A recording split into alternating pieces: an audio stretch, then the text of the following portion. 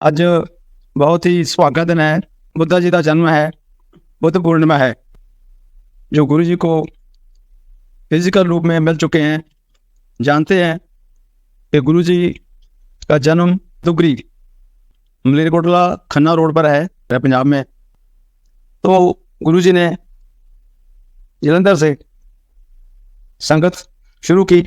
पहले green park area है जलंधर में, उधर गुरु जी बैठते।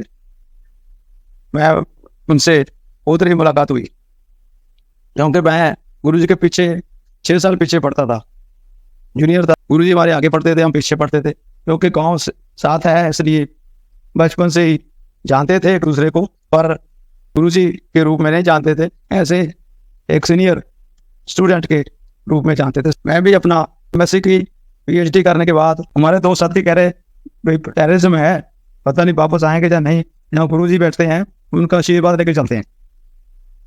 मैं कहा ठीक है चलो चलेंगे। तो गुरु जी के पास एंटर किया हमने, तो गुरु जी ने तो मेरे को पहचान लिया, तो मैंने नहीं पहचाना गुरु जी को। तो गुरु जी एक चोले में बैठे हुए थे और मैं 10 साल के बाद उनको पहले बीच में नहीं मिल पाया। तो गुरु जी ने एक सेकंड में, तू तो मेरे गाँव का है। मैं कहा नहीं जी, मैं तो गाँव वालों को सबको जानता हूँ। कहते नहीं, मेरा नाम लेके गुरु जी ने बताया, तो मैं कहा बिल्कुल सही है। फिर मेरे एकदम ध्यान में आया, नहीं तो मैं तेरे आगे नहीं पढ़ता था, तू मेरे पीछे पढ़ता था। मगर ठीक है गुरु जी, मैं तो भूल गया था इस चीज़ को, पर आपने याद कराया, बहुत धन्यवाद। तो उनके पास बैठे, आशीर्वाद लिया, बताया गुरु जी को। तो गुरु जी हम एक हमारे क्लियर की शादी में जा रहे हैं, तो आपका आशीर्वाद लेने हैं। काफ़ी टेरेस का एरिया होता था, जिसके थ्रू हमने पास करना था। तो गुरु जी कृपा के साथ हम शादी अटेंड करके वापस आए। तो जब दूसरे दिन गुरु जी के साथ मुलाकात की, उसी दिन से गुरु जी से इतना प्यार हो गया कि गुरु जी दूसरे दिन ही कितने बजे आ जाता हूँ ऑफिस से? गुरु जी मैं 5:30-6 बजे तक आ जाता हूँ। ठीक है, ऑफिस से अभी आया नहीं था, 6 बजने वाले थे शाम को, तो गुरु जी पहले ही घर पहुँच गए। तो घर में लोगों से मिले, तो घर वालों को नहीं पता था, गुरु जी ने बताया मैं गुरु हूँ। तो उन्हें गुरु जी को बिठाया, अभी आने वाले हैं। मैं 10 मिनट के बीच में घर पहुँच गया।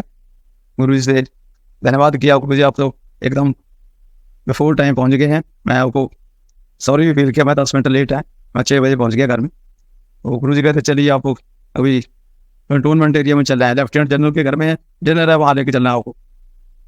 बस ठीक है गुरु जी। तो गुरु जी के साथ हम निकल गए।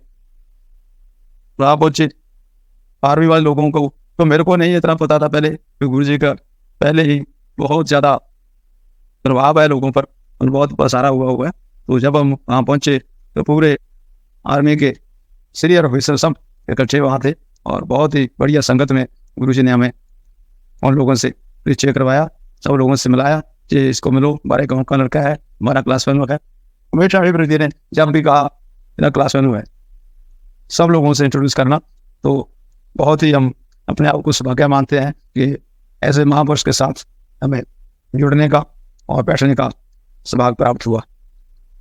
वहाँ से शुरू किया ग्रीन पार्क से।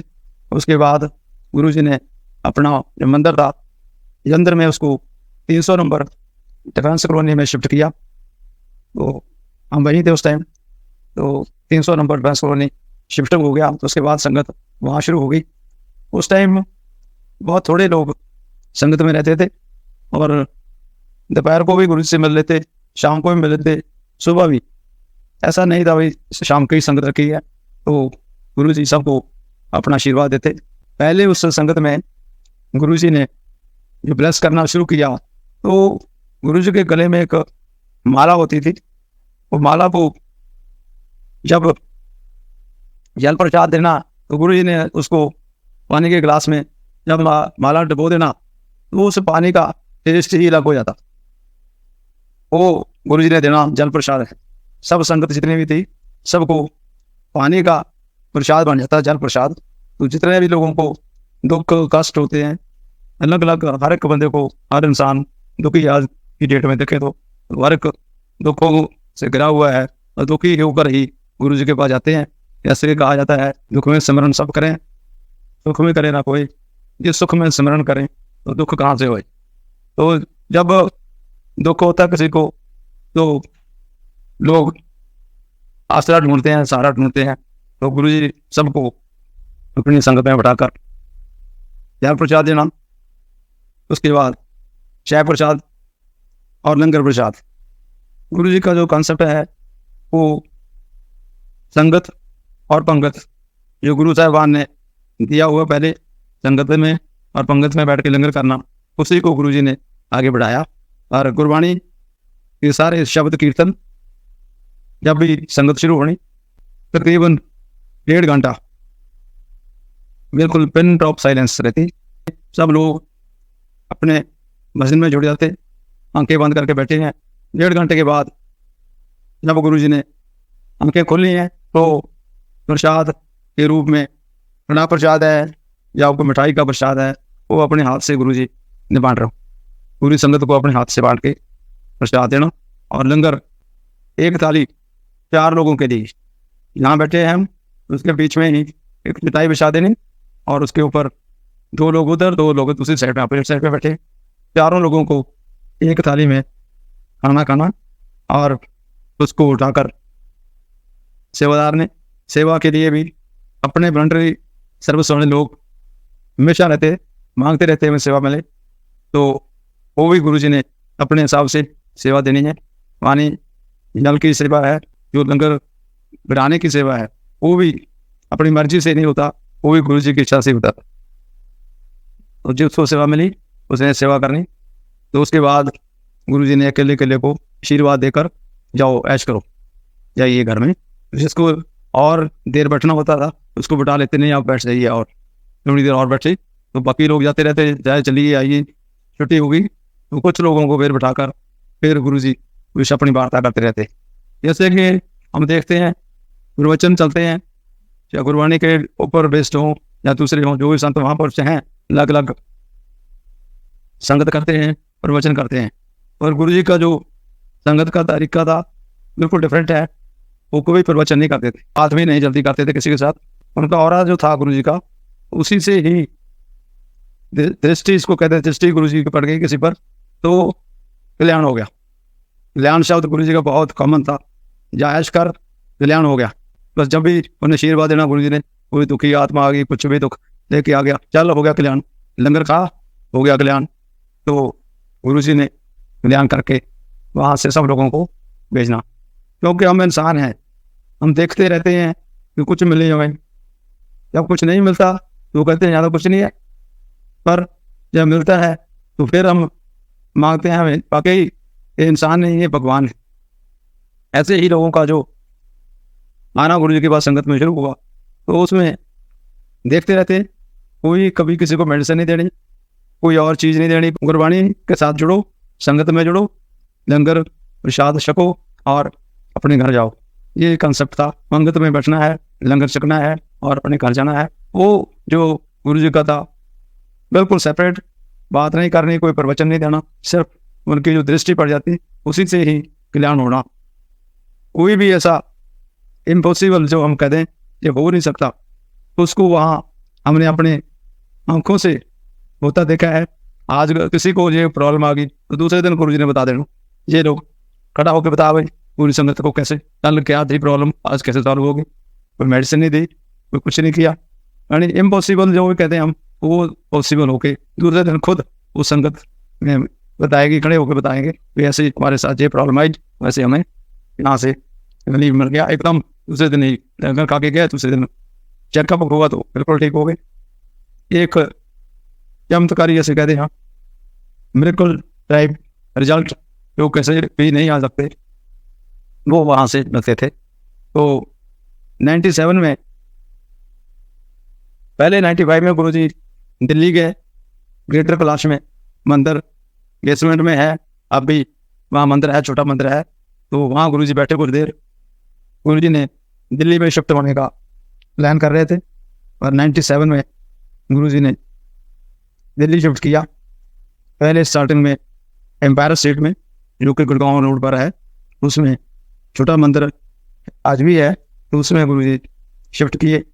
उधर संगत 97 अगस्त में शुरू हुआ। तो वहाँ गुरुजी कह रहे हमने इधर मंदिर बनाना है, इसको बड़ा मंदिर जिसको हम कहते हैं, बड़े मंदिर उसी टाइम शुरू किया। बिल्कुल उजाड़ एरिया था, जहाँ कोई किसी तरह की सुविधा नहीं थी, और रोड भी सिंगल एक रोड जाती थी, जिसमें बिल्कुल खाली, कुछ भी भीड़ भड़का, कोई गाड़ियाँ मोटरें कुछ इतना ऐसा नहीं था। बिल्कुल जाके आगे जंगल की तरह एरिया हो, तो वहाँ गुरु जी ने सेट किया बड़े मंदिर के लिए। हम भी साथ गए, तो हमने कहा गुरु जी तो बहुत उजाड़ एरिया है, यहाँ तो ना जाना ही लोगों को बड़ा मुश्किल होगा। नहीं कहते देखते जाओ, यहाँ तो गाड़ी खड़ी करने के लिए जगह नहीं मिलेगी, आने वाले समय में देखना यहाँ तो इतना भर जाएगा एरिया से, तो सबसे ज़्यादा कंजस्टेड एरिया दिल्ली का से बन जाएगा। तो वाकई जब जो गुरु जी के शब्द बोले हुए हैं उसको आज देखते हैं, तो वो एरिया जहाँ बिल्कुल खाली, एक गाड़ी जैसे आधे घंटे बाद आएगी ऐसे था, आज वहाँ गाड़ियों की लाइन लगी हुई है, और वहाँ निकलना इतना मुश्किल हो जाता है, इतनी भीड़ वाला एरिया बन गया वो, कि जो गुरु जी ने शब्द बोले वो बिल्कुल ही सच मिले।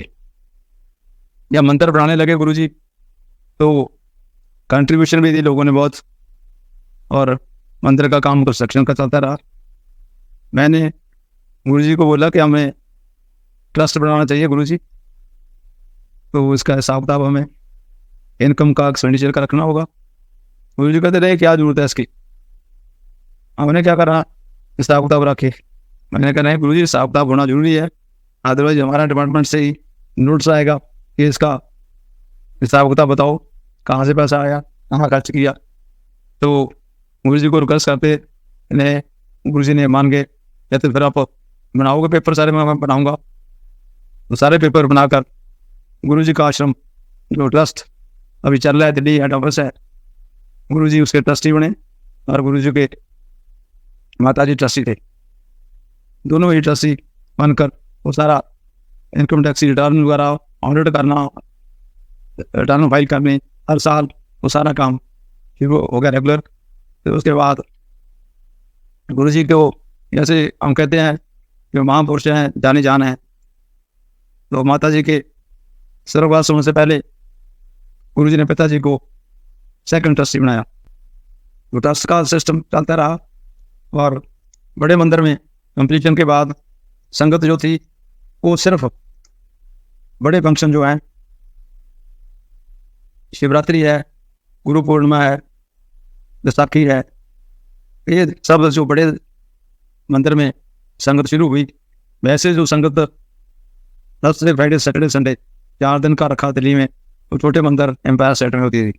जब गुरु जी ने संगत शुरू की, तो डेली शाम को संगत होनी, प्रसाद बांटना, लंगर प्रसाद होना। तो बीच में गुरु जी कहने लगे मेरे को कमजोरी लग रही है, शरीर में कमजोरी है। बात कर रहे थे हमारे साथ, तो बहुत खुले हम बैठकर गुरु जी से बात करते। तो मैं कहा गुरु जी आप संगत को लिमिट करो, तो संगत को 2 दिन 3 दिन करो, और पूरे 7 दिन संगत ना करो। तो इतनी आपको ब्लेसिंग आप प्रसाद के रूप में बांटते हैं, तो आपको जरूर वीकनेस फील होगी। तो उसके बाद गुरु जी ने 4 दिन फिक्स की, थर्सडे फ्राइडे सैटरडे संडे, शाम को 7 बजे से लेकर 9:30 बजे तक। 7 बजे संगत शुरू, आने लोग शुरू हुए। 7:30 बजे गुरु जी ने अपने आसन पर बैठना आकर, तो 9:30 बजे लंगर प्रसाद। 1.5 से 2 घंटे के बीच में कीर्तन दरबार कंप्लीट हुई, जो जलंधर से शुरू हुआ था वही दिल्ली में चल रहा। तो उसमें गुरबाणी, शब्द, कीर्तन, और बीच में जब संगत आती तो उसको जो जल प्रसाद जलंधर में था, उसकी जगह गुरु जी ने चाय प्रसाद देना शुरू किया दिल्ली में छोटे मंदिर में। तो चाय प्रसाद जिसको भी मिलना, कई लोग कहते हैं हम तो चाय पीते नहीं, पर गुरु जी ने कहना है चाय नहीं है प्रसाद है। तो चाय प्रसाद, और जो नहीं पीते तो वही प्रसाद के रूप में देना, वाकई उनको लगना फीलिंग ऐसी होनी वाकई इसमें कुछ वो चाय नहीं है, कुछ और कोई डिवाइन प्रसाद ही है जी। तो चाय प्रसाद के बाद संगत चलनी, कीर्तन दरबार होना, और गुरु जी बिल्कुल साइलेंट बैठे हैं, कोई भी एक शब्द नहीं बोल रहे, कोई मूवमेंट नहीं है, पिन ड्रॉप साइलेंस रहती है। तो 1.5 घंटे के बाद फिर गुरु जी ने प्रसाद बांटना शुरू करना। वही कड़ा प्रसाद, जब मिठाई का प्रसाद अपने हाथ से गुरु जी ने पूरी संगत को बांटना। गुरु जी कहते हैं कि ये प्रसाद जो मैं दे रहा हूँ ये कोई मिठाई नहीं है, कोई लड्डू है या कोई बर्फी है या कोई कड़ा प्रसाद है, बल्कि ये मैं अपने से कुछ निकाल के आपको दे रहा हूँ। बाकी उसमें प्रसाद में इतनी शक्ति कि जो भी वो आप सोच के आए हैं या कुछ आपकी इच्छा है वह बिना कुछ बताए पूरी होनी। हर इंसान अपनी कोई ना कोई डिमांड्स, कोई इच्छावान लेके आता है, तो वो सारी डिमांड्स दूसरे तीसरे दिन उस बंदे ने जब आना संगत में बताना, ये मैं अच्छा रह गया था जी, कल ये हो गया, दूसरे दिन ये हो गया। क्योंकि हम तो इंसान हैं, एक नहीं अनेक इच्छा लेके चलती है, इच्छा रहती है हमारी, डिजायर रहती है, हमने ये करना जी, हमने वो कर दो जी। फर्स्ट डे हम देखते रहे, फर्स्ट डे कोई लोग आने 10 डिमांड लेके आ रहे, गुरु जी मेरा ये कर दो, गुरु जी ये कर दो। तो कई बार तो गुरु जी ने बोलना मैं कोई जादूगर या मैं कोई एस्ट्रोलॉजर नहीं हूँ, अब चाहिए आपको कुछ नहीं होगा, लंगर खाइए और छुट्टी करिए। क्योंकि जब आप इच्छा के साथ सरेंडर करके नहीं आते, सब तो जरूरी गुरु जी का जो सिद्धांत था वो सरेंडर था। जब आप आओगे तो आपको अपने जो बुद्धि है उसको साथ बाहर ही छोड़ दो, जो शूज उतारते हैं बाहर उसके साथ बुद्धि भी छोड़ के आओ, अंदर बैठ के लेकिन सरेंडर करके बैठोगे तो आपको सब कुछ मिल जाएगा। जब किंतु परंतु में लगे रहे, ये नहीं हो सकता, ये कैसे होगा, ये होगा, ये नहीं होगा, तो यहाँ से कुछ नहीं मिलेगा। ये उसको चाहे वो प्रसाद के रूप में लेंगे तो प्रसाद लगेगा, ये नहीं आपकी इच्छा है तो आपको चाय रहेगी। ऐसे ही जो आपको मिठाई भी मांटी वो प्रसाद है, और जो आपकी कहीं और है, कहीं आप बाहर ही घूम रहे हैं, उधर आई नहीं, फिजिकली बैठे हैं पर प्रेजेंट नहीं है, तो आपको वो लगेगा मिठाई खा रहा हूँ मैं। ऐसे ही लंगर का था, गुरु जी कहते लंगर इधर करना है, या प्रसाद या लंगर का, इसको छोड़ना नहीं।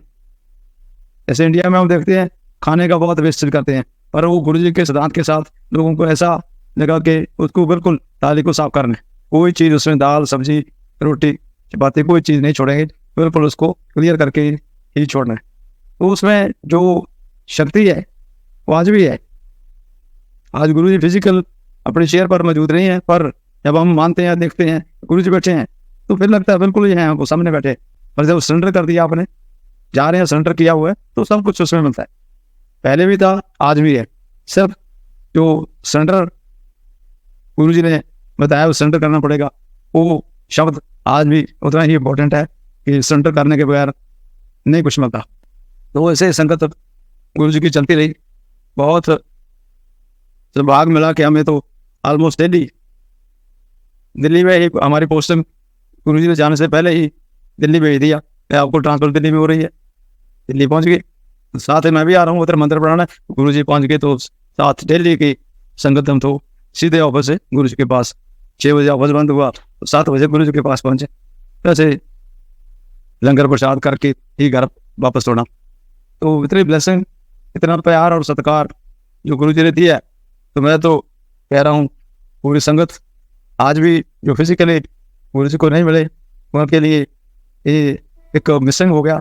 अदरवाइज जो उनके सामने बैठे और आज जो था उनका सामने दृष्टि पड़ जाती थी, तो उससे ही लगता था वाकई कोई हम किसी महापुरुष भगवान के सामने बैठे। तो जब भी गुरु जी ने संगत में बैठना तो निकलना अपने रूम से, तो पूरा रूम खुशबुओं से भर जाना।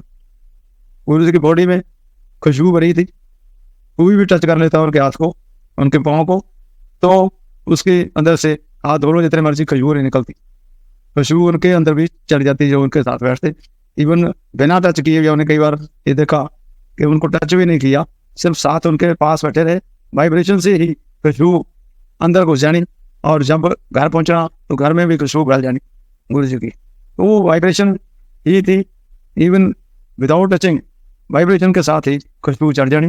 तो जो जब गुरु जी बैठते अपनी चेयर पर आके, तो वहाँ से मैं कल 500 मीटर की दूरी पर मेन रोड जहाँ गाड़ी पार्किंग होती थी, वहाँ से पता लग गया था, वहाँ गेट तक गुरु जी की खुशबू पहुँच गई, गुरु जी अपनी सीट पर विराजमान है।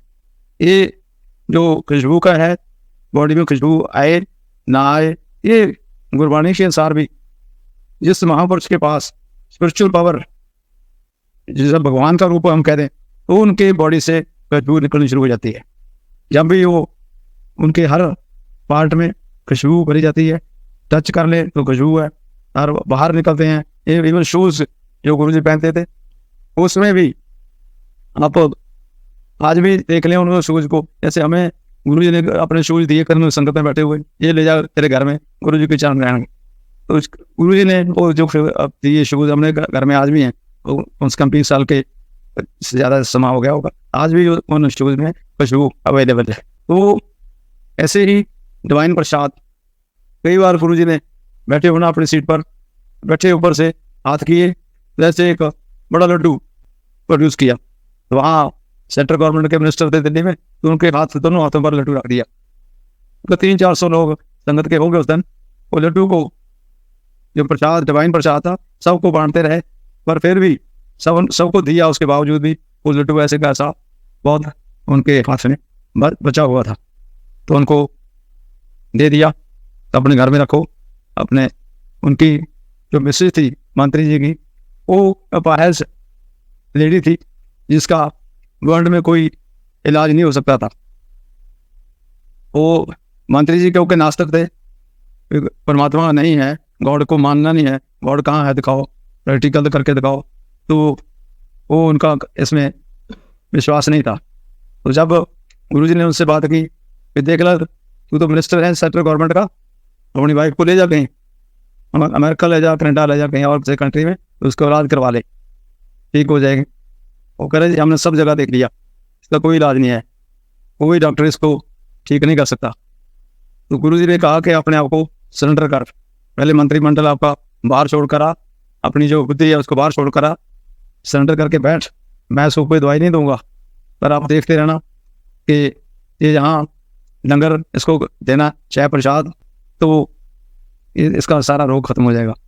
तो वहाँ आई बेटरनेस हैं हमारे देखते हुए, जब वो लेडी को 2 लेडीज और साथ लेके आती, बैठती संगत में आकर, तो इवन उसके हाथ भी ऐसे शिवरिंग थी हाथों में भी, तो पानी भी नहीं पी सकती थी, चम्मच नहीं उठा सकती थी। तो चाय प्रसाद सब वो दूसरी लेडीज उनके साथ जो आती, वो ही उनको चाय प्रसाद, जल प्रसाद और लंगर प्रसाद वो ही उनको देती। तो देखते हुए 1 महीने के बीच में वो लेडी, जो बिल्कुल ही अपाहिज, न चल सकती थी, न खड़ी हो सकती थी, ना हाथ में कोई चीज़ पकड़ सकती थी, वो एकदम ऐसे होगी कि 1 महीने के बाद वो खुद संगत को लंगर की सेवा करने लगी।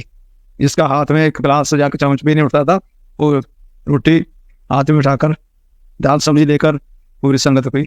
तो उसको बताया मंत्री जी को, भाई तू कह रहा है गॉड नहीं है, गॉड यही है, ये तेरे सामने देख ला, जो तू कह रहा था नहीं हो सकता, वो तेरे सामने आज कैसे हुआ। ये आज इंडिपेंडेंट है, गाड़ी भी चला सकती है, जो कि कभी उसको 2 लोगों को सहारा लेके उसको बिठाना पड़ता था। तो ये गुरु कृपा ही है। तो ऐसा एक नहीं, अनेक संगत देखने को मिली, क्योंकि हर रोज ही गुरु जी ने कहना, देखो सुनो नई संगत आज कल क्या हुआ, तो दूसरा लोग खड़े होकर बोल रहे हैं। यानी रोग तो ऐसे जो भयानक से भयानक रोग हम कह दें, कैंसर जैसे रोग भी जो डॉक्टरों से जवाब दे दिया नहीं हो सकता, इम्पॉसिबल है, वो भी यहाँ पॉसिबल हो गया।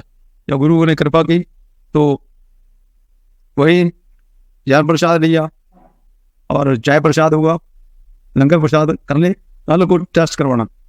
इवन एक सुप्रीम कोर्ट के जज थे जो साउथ इंडियन थे, उनको भी गले में कैंसर हुआ। वो साईं बाबा जो हैदराबाद वाले थे, उनके पास गए, उन्हें बताया कि पूरी दुनिया में एक ही सेंट ऐसे हैं दिल्ली में जो तेरे इस रोग का इलाज कर सकते हैं, अदरवाइज तेरा कोई इलाज नहीं हो सकता। दिल्ली में आए, हमारे देखते हुए, हमारे देखने के सामने की बात है, हम आई विटनेस हैं। तो साउथ इंडियन थे, दोनों मियाँ में भी आए, आके गुरुजी को नमस्कार करके बैठे, क्योंकि गुरुजी हमेशा ही पंजाबी में बात करते थे। तो गुरुजी ने बताया उनको, क्यों कैसे साईं बाबा ने नहीं ठीक किया, साईं बाबा के पास गए थे आप, पूरे सिर तो हिलाते रहे, और उनको नहीं समझाई गुरुजी क्या कह रहे हैं, तेरे तो गले में कैंसर है। आते ही उनको ऐसे जब बताया तो उनको तो समझ नहीं लगी। गुरुजी ने पंजाबी में बताया, मेरे को कह रहे इसको अंग्रेजी में बता दी जज साहब को, तो उनको समझा दे विजय मैं ये क्या। मैंने उनको बताया, विजय गुरुजी तो ऐसे कह रहे हैं आपको गले का कैंसर है, आप साईं बाबा के पास जाकर रहे हैं, तो आपको उन्होंने क्या बोला, क्या कहा कि उधर जाकर आपका कल्याण होगा। उन्हें कहते आप तो जज हैं सुप्रीम कोर्ट के, किसी की फाइल नहीं निकालते, कोई काम करते नहीं, तो देखो आपके पहले दिन ही पैसे निकाल देते हैं हम तो फर्स्ट ही उनको वही जो चाय प्रसाद दिया, लंगर प्रसाद हुआ, तो जाते समय उनको बोला कल जाओ टेस्ट कराओ अपना, टेस्ट करा के हमें रिपोर्ट करना, धन्यवाद आज। उसने जाकर टेस्ट करवाया, चेकअप सब जितने भी करवा के 2-3 दिन के बाद जब संगत में आए तो सारी रिपोर्ट नेगेटिव, टोटल जितने भी उनके थे कैंसर उनका इतना फैल चुका था, डॉक्टर तो कह रहे थे ये कुछ दिन का मेहमान है, और उसके बाद जब वो रिपोर्ट लेकर आए तो बिल्कुल क्लियर, तो पूरे लंबे पड़े हुए गुरु जी के सामने, ये ऐसा इम्पॉसिबल जो अपने कोई मेडिसिन नहीं दी, सिर्फ आपकी ब्लेसिंग के साथ ही मेरा ये रोग हटा गया। वैसे हर रोज डेली ऐसे संगत में लोग आते जो दुखों से पीड़ित, और दुख भी ऐसे जो उसके कोई इलाज ना हो। ऐसे ही मैं आपको बताता हूँ कि all India institute medical institute के डॉक्टर जो उधर गुरु जी के पास आने वाले थे, वो खुद संगत में बैठे और वो उनकी मदर वेंटिलेटर पर थी। डॉक्टर साहब कहते कि मैं खुद डॉक्टर हूँ और मैंने देखा कि उनके टोटल सिस्टम फेल हो चुके हैं बॉडी के, तो जैसे मदर के साथ बेटे का मोह रहता है, तो वो कहते मैंने भी गुरु जी से रिक्वेस्ट करनी है। गुरु जी को रिक्वेस्ट की, गुरु जी मेरी मदर को आप सेव करें, बहुत सीरियस कंडीशन में है। तो गुरु जी ने कहा तो आप तो इतने बड़े डॉक्टर हैं, एम्स के डॉक्टर हैं, तो आप तो चाहो मदर को मेडिसिन दो। वो कहता जी हमारी जो मेडिसिन थी, हमारी जो साइंस थी वो खत्म हो गई, अब आपकी जो साइंस है वहाँ से शुरू होती है। जब डॉक्टर साहब अपने खाना लंगर प्रसाद के बाद जाने लगे तो उनको एक तो जल प्रसाद और एक थोड़ा सा कड़ा प्रसाद दिया। ये प्रसाद ले माता जी को दिखाना और देखना 1 हफ्ते के बाद माता जी इधर मंदिर में पहुंचेगी। तो डॉक्टर हैरान था, डॉक्टर कह रहे थे गुरु जी ऐसे मेरे को ऐसे कोई भरोसा ना होता दे दिया, तो मैं तो डॉक्टर हूँ, मेरे को पता है वो सारे ऑर्गन फेल हो चुके हैं, तो कैसे हो सकता है, इम्पॉसिबल है। तो पर गुरु जी के साथ के उनके जुड़े थे, श्रद्धा भी थी, तो उन्हें जाकर माता को दिया। तब थोड़ा सा प्रसाद भी उनके माता जी के मुंह में डाला गया, तो डॉक्टर साहब खुद बता रहे हैं उनकी आंखें खत्म खुलनी शुरू हो गई। तो 5 दिन के बाद माता जी हॉस्पिटल से छुट्टी होकर आ गए और 1 हफ्ते के बाद माता जी चलकर वहाँ मंदिर गुरु जी के सामने आई। तो डॉक्टर साहब आपकी डॉक्टरी कहाँ चलेगी? गुरु जी ने पूछा, डॉक्टर साहब आपकी डॉक्टरी का फेल होगी, तो बताओ अब तो माता जी को कह रहे थे सारे ऑर्गन फेल है, तो कैसे चालू होगी? तो माता की तो और लंबी है, अभी जीवित रहेगी। तो माता तो अपने संगत में अपने आप ही आना शुरू हो गया। माता जी का बड़ी संगत अटेंड करनी, लोगों को बताना ऐसे था, मैं तो कैसे ऊपर पहुंची हुई थी, एक तरह की बिल्कुल पता भी नहीं था हॉस्पिटल में क्या हो रहा है। तो गुरु जी ने एक नया जन्म दिया। ऐसे ही गुरु जी का जब मन करना, इतने गुरु जी के स्वरूप लगे हुए छोटे मंदिर में, चाहे शीशे वाले थे चाहे दूसरे थे, गुरु जी ने बोलना आज देखो अमृत आ रहा है, सारी संगत उठकर देखना, जाकर हाथ लगा देखना, शीशे के ऊपर से ड्रॉप ड्रॉप अमृत गिर रहा है। सब लोग चेक करते संगत में बैठे हुए। तो आज भी वो जैसे गुरु कृपा होती है, कई लोगों को रहता है नहीं जी कैसे हो जाएगा, आपने देखा है? मैं कहा आपने एक बार ही नहीं अनेक बार देखा है। जब उनका गुरु जी का मन होना, जब उन्हें देखना, चलो देखो भाई आज संगत सारी उठ के देखो, सब स्वरूप में गुरु जी का अमृत रह रहा है। आज भी है, पहले भी उस टाइम था, उस टाइम क्योंकि गुरु जी बैठे थे चेयर पर, सामने दिखा देते, लोग उठ के देखते। आज वही आ जाता है कि आपकी श्रद्धा कितनी है, ये आपने सरेंडर किया है, श्रद्धा के साथ संगत अटेंड कर रहे हैं, श्रद्धा के साथ घर में भी संगत करते हैं, तो गुरु जी आपको सुगंध गुरु जी की जो खुशबू है वो आज भी है। जब गुरु जी ने आड़ा एंट्री करना, जैसे मैंने पहले बताया कि जब गुरु जी रूम से निकल के सीट ग्रहण करते तो उस टाइम खुशबू फैल जाती। आज भी जब हम संगत करते हैं, गुरु जी का स्वरूप लेके आते हैं घर में संगत के लिए, तो खुशबू शुरू हो जाती है। जब टाइम के साथ हम संगत शुरू करते हैं तो गुरु जी की खुशबू से ही ये पता चल जाता है कि गुरु जी ने अपनी सीट ग्रहण कर ली है, गुरु जी पहुंच गए हैं। वही जो श्रद्धा के साथ चाय प्रसाद, लंगर प्रसाद और आरती गुरु जी की, हम तो और भी सौभाग्य हमें मिला कि गुरु जी जब हम फिजिकल रूप में बैठे बड़े मंदिर में, बड़े फंक्शन में, हमें उस टाइम आरती उनके सामने करने का भी अवसर प्राप्त हुआ। हमेशा ही गुरु जी ने साथ बैठने का, यहाँ बैठ, इधर बैठ, तेरी ड्यूटी इधर है, जब तक मैं नहीं कहता उठना नहीं। तो वही पूरा पूरा दिन, पूरा जितने संगत चलती, गुरु जी के साथ ही बैठते। ये बहुत ही मेरे ख्याल सौभाग्य के कह रहे हैं, क्योंकि मैंने भागी सतसंग न लभ है, मैंने संगत महल परिजय जियो। गुरबाणी का महावाक्य है कि संगत भाग्य के बगैर नहीं मिलती। हमारा अच्छा भाग्य है, अच्छा कर्म किया हुआ है तो संगत में जा सकते हैं, अदरवाइज हम संगत से दूर रहते हैं। जैसे कि एम्पायर स्टेट रेजिडेंशियल कॉलोनी है, उसके साथ वाले घर जितने हैं वो लोगों को देखते हैं, क्योंकि लोगों की तो गाड़ियों के बाहर भीड़ हो जाती, लोग आ रहे हैं संगत अटेंड करने, पर गुरु जी कहते ये दुर्भाग्य वाले हैं, इनके भाग्य में संगत नहीं है। जो साथ वाले रह रहे थे कि मैं यहाँ से चला जाऊंगा तो उसके बाद ये लोग पछताएंगे, ये देखेंगे। तो हम तो बहती हुई गंगा में हाथ नहीं धो पाए। हमारे तो घर में गुरु जी रहते थे, साथ वाले घर में थे, तो हम तो जा ही नहीं पाए। वो छोटे मंदिर में भी ऐसे गुरु जी ने बैठना, तो लोग अपने घरों में, रादर वो ऐसे ही कहते होंगे कि तो लोग पागल है जो इधर आ रहे हैं, पर वो भाग्य, उनके भाग्य में संगत नहीं है, वो नहीं कर पाते। संगत का जो महत्व है बहुत बड़ा है। गुरु जी कहते हैं जब आप बैठते हैं तो गुरु महिमा करते हैं तो संगत बन जाती है। जैसे घर में भी हम बैठे हैं, घर में गुरु जी के चर्चा करते हैं, गुरु जी के गुणगान करते हैं, वो संगत है। तो एक घड़ी की संगत जो है वो साल भक्ति करने से ज़्यादा पावरफुल है। जैसे कि एक सेंट कोई बैठे 100 साल तपस्या की, उनको लगा मैं तो बहुत बड़ा भक्त हूँ, मैं तो 100 साल की तपस्या की है। पर दूसरे पास से एक वो इंसान जिससे संगत, एक घड़ी की संगत की, जब दोनों अगर कंपटीशन हुआ, वो कहता मेरी तपस्या ज़्यादा है, दूसरे कहते संगत वाला मेरी तपस्या ज़्यादा है, या दोनों को तुलना की गई तो एक घड़ी की संगत वाले को क्रेडिट ज़्यादा मिला 100 साल की तपस्या से। क्योंकि एक मैथमेटिकल फार्मूले के हिसाब से भी हम देखते हैं कि हज़ारों लोगों की संगत में हम बैठकर संगत अटेंड करते हैं तो 1000 टाइम उसका फल मिलता है।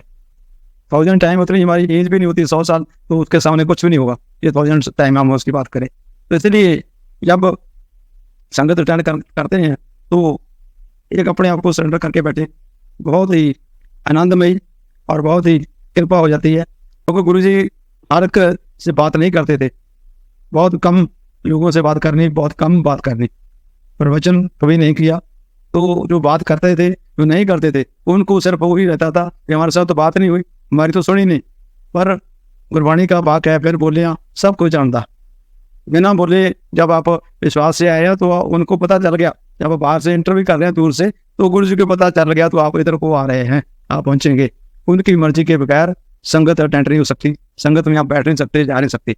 आज बड़े सौभाग्य दिन पर, बुद्ध पूर्णिमा पर ये संगत करने का सौभाग्य भी प्राप्त हुआ है। आप लोगों का बहुत ही धन्यवाद करता हूँ कि आपने टाइम निकाला है। कभी भी किसी के साथ, और गुरु जी ने हमने देखा कि कभी भी गुस्से के साथ किसी को नहीं उनको बात की, हमेशा ही सबका कल्याण करने में, हर धर्म, हर मजहब के लोग, हर तरह के लोग वहाँ बैठते।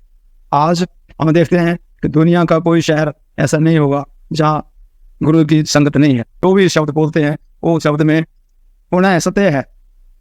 वो ऐसे शब्द जो उनका निकाला हुआ कोई भी शब्द वो ऐसा नहीं होगा, ऐसे बोल दिया तो नहीं होगा। कोई शब्द बोल दिया, किसी को बोल दिया तो पूर्ण हुआ।